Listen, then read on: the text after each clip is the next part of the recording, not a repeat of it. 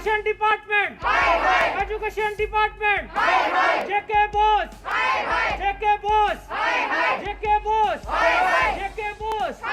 इनके पास मोबाइल ही नहीं और इनका बच्चा 10th क्लास में पढ़ता है। आप बताइए सर, हमारे पास में मोबाइल है ही नहीं था, कहाँ से पढ़ना है? आप मुझे बताइए, इनके पास मोबाइल ही नहीं था तो ये ऑनलाइन स्टडी कैसे कर पाते? और कौन सी जड़ी बूटी थी इनके बच्चे के पास वो ऑनलाइन स्टडी किए बिना, एजुकेशन लिए बिना 10th पास कर लेता? एक दूसरा मैं आपको बताता हूं, पेरेंट्स जिनके पास ये मोबाइल है, जिनके पास ये मोबाइल है, इस मोबाइल पे कौन सा ऐसा लाइक बच्चा है जो ऑनलाइन स्टडी कर पाता और बच्चा पास हो जाता? तो कहने का तात्पर्य यह है, ऐसे हजारों पेरेंट्स ऐसे हैं, लेकिन अफसोस इस बात का है, मैं उन माँ बाप को भी कहना चाहता हूं जो माँ बाप अपने बच्चों के लिए रोडों पे नहीं आ रहे, वो सिर्फ तमाशा देख रहे हैं अपने रोडों पे बच्चों को डांगे खाते हुए। आज माँ बाप को जागना होगा, माँ बाप को एक होना पड़ेगा। अगर आप अपने बच्चों के लिए नहीं लड़ सकते तो किसके लिए लड़ेंगे आप?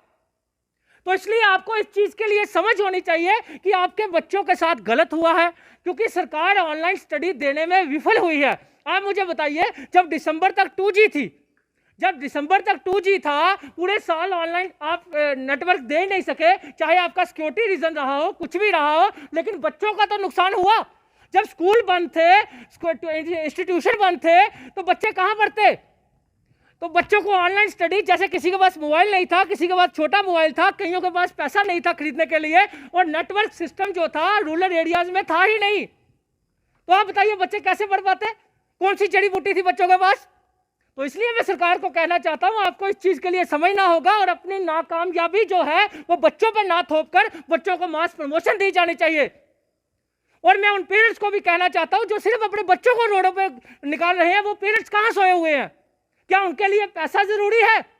क्या पेरेंट्स के लिए सिर्फ माँ बाप, पेरेंट्स जो है वो बिजनेस करने के लिए है? वो अपने बच्चे की आवाज जो है वो गवर्नमेंट तक नहीं पहुंचा सकते?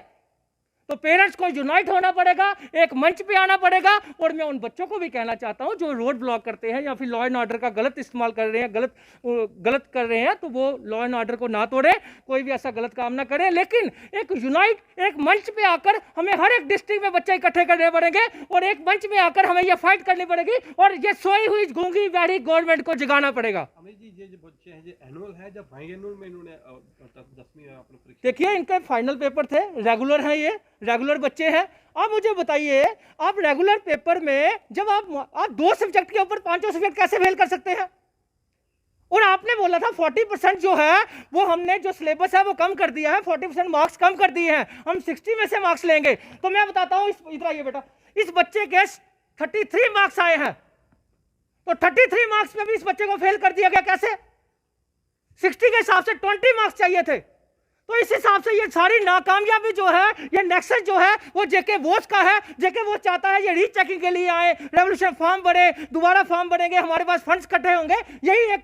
और गवर्नमेंट का क्या नेक्सस है? गवर्नमेंट चाहती है, गवर्नमेंट को पता है 2 साल के बाद ये बच्चे तैयार हो जाएंगे, हमारी जॉब मांगेंगे, हम कहां से जॉब देंगे? तो उन्होंने कोरोना का, मैं कह रहा हूं कोरोना की सजा जो है वो बच्चों को ना दी जाए, ये गवर्नमेंट को मानना होगा कि उनकी नाकामयाबी है। तो इसलिए बच्चों को मास प्रमोशन जल्द से जल्द दी जानी चाहिए।